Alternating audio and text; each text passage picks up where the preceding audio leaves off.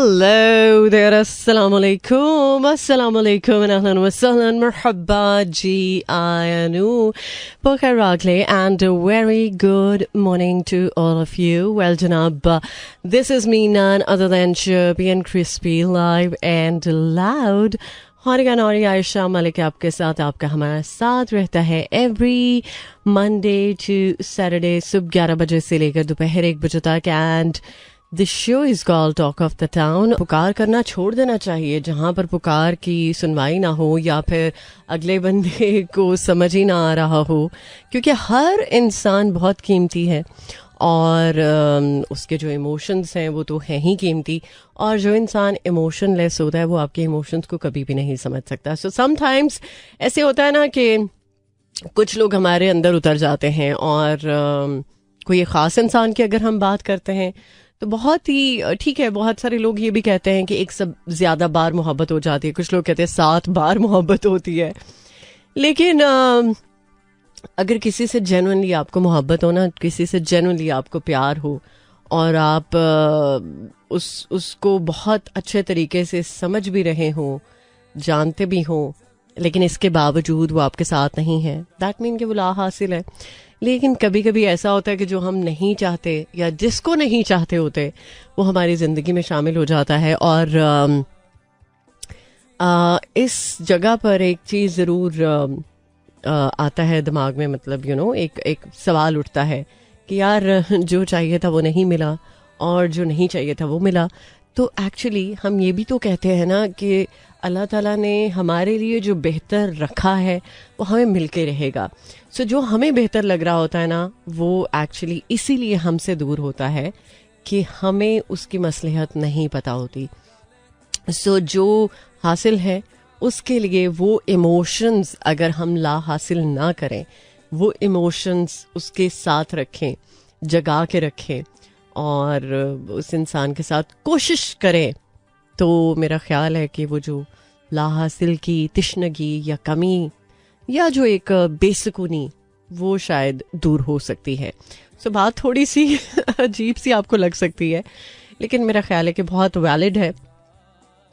इस बात का स्ट्रेट फॉरवर्ड यही मतलब है कि इंसान को अपनी ज़िंदगी में पुरसुकून होने के लिए जो है उस पर शुक्र अदा करना अगर आ जाए तो ज़िंदगी मुश्किल नहीं है, सीरियसली.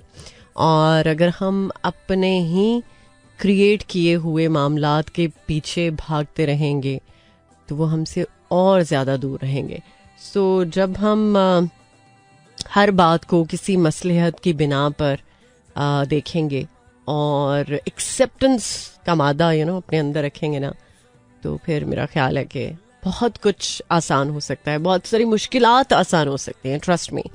सो उम्मीद है कि ज़िंदगी में अगर कोई मुश्किल है तो उसको आप खुद ही आसान करेंगे, कोई दूसरा तीसरा नहीं आएगा. सीरियसली आप खुद को खुद ही पुरसुकून कर सकते हैं.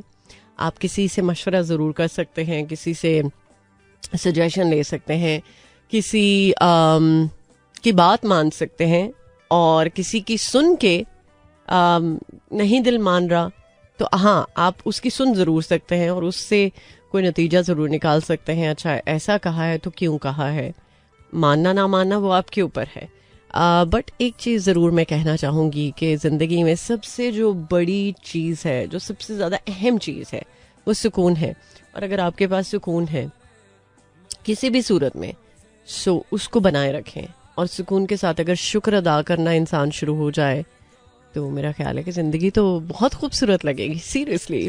और वाकई में ज़िंदगी खूबसूरत है. अल्लाह ताला ने किसी को भी बिना मकसद के तो पैदा नहीं किया. हर इंसान का मकसद है, और ये हम पे है कि हमने वो मकसद अपना देखना है कि हमारी ज़िंदगी का क्या मकसद है, हमें क्यों पैदा किया गया है, हमसे ऐसा क्या काम लिया जाएगा जो हमें नहीं पता. सो हम समटाइम्स अपना फोकस कुछ और चीज़ों की तरफ ला रहे होते हैं, बट एक्चुअली फोकस किसी और चीज़ की तरफ लेके जाने की ज़रूरत होती है, और वो शायद हम समझ नहीं पा रहे होते. सो सारी गेम समझने की है. सो जिस तरह की समझ आप रखेंगे वैसा आपको रिजल्ट भी नज़र आएगा.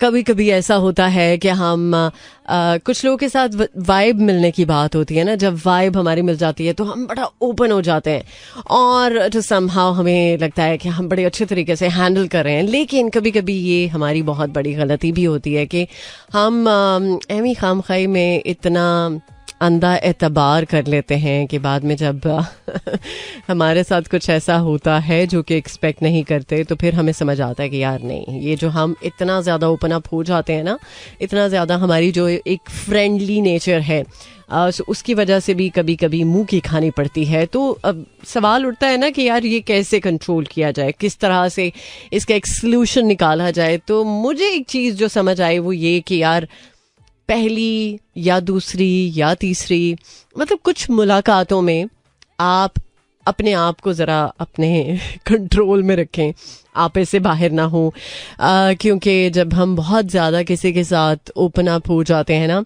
तो वो एक्चुअली हम हो रहे होते हैं, अगला बंदा नहीं हो रहा होता।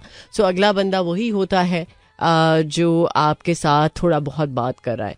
लेकिन with the passage of time अगर आपको लगता है ना कि यार ये तो इंसान ही बदल चुका है, क्योंकि वो एक्चुअली वैसा इंसान था, तो ही आपको पता चला कि वो इंसान बदल चुका है, क्योंकि उसने अपने उस इमोशन को एक्सप्रेस किया और सिर्फ आपको सुना, आपको देखा, आपको जज किया, और जब आप उसके सामने खुली किताब बन गए तो फिर उसने अपनी जो असल है वो दिखा दी। और तब हमें लगता है कि यार लोग तो बदल जाते हैं, लोग तो ऐसे होते हैं।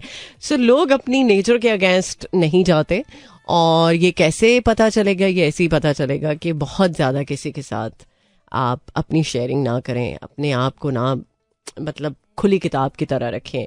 सो बहुत सारी चीज़ें इंसान को अपने कंट्रोल में रखने की ज़रूरत है, तब जाके शायद बचत हो सकती है। जो हम ये कहते हैं ना कि यार लोग हमें डस जाते हैं, लोगों से हमें धोखा मिल जाता है। सो ये चीज़ इंसान के कंट्रोल में अगर वो चाहे तो कर सकता है। वेल जनाब, अब ऑलमोस्ट गुड बाय का वक्त है और इंशाल्लाह ज़िंदगी रही तो मुलाकात होगी अब आपकी मेरी कल सुबह 11 बजे। सो अपना बहुत सारा ख्याल रखिएगा, दुआओं में याद रखिएगा। सो मिलते हैं अब कल, तब तक के लिए टेक केयर, अल्लाह हाफिज, अल्लाह निगहबान एंड खुदा पमान। This is Mira FM 107.4.